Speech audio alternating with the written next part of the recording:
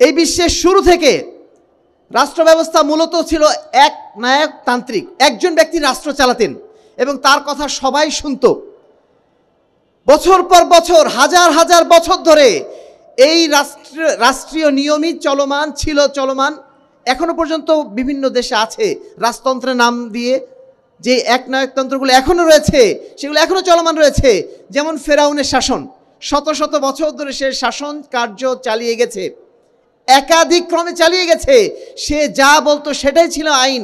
সে মনে করতো আমি যেটা বলবো সেটাই আইন, আমি যেভাবে রাষ্ট্র চালাবো সেভাবে চলবে। জনগণের মতামতের কোনো তোয়াক্কা তাদের ছিল না। তারা জুলুম করতে কোনো ধরনের পরোয়া করতো না, এবং তারা যদি কোনো অন্যায় করত, সেই অন্যায়ের প্রতিবাদ করার মতো সাহস সাধারণ মানুষের ছিল না। তার কারণ তাদের হাতে ছিল অ্যাবসলিউট পাওয়ার। তারা আল্লাহকে তো মানতই না। তারা আল্লাহকে না মানার কারণে তারা মনে করতো আমরা সর্বা, আমরা যা করব সেটাই ফাইনাল। এই যে অ্যাবসলিউট ক্ষমতা, সার্বভৌম ক্ষমতা, সর্বময় ক্ষমতা, এই সর্বময় ক্ষমতা তাদেরকে সর্বময় দুর্নীতির দিকে, সর্বময় জুলুমের দিকে ঠেলে দিয়েছিল। কিন্তু মানুষের কিছু বলার অধিকার, বলার ক্ষমতা তাদের ছিল না।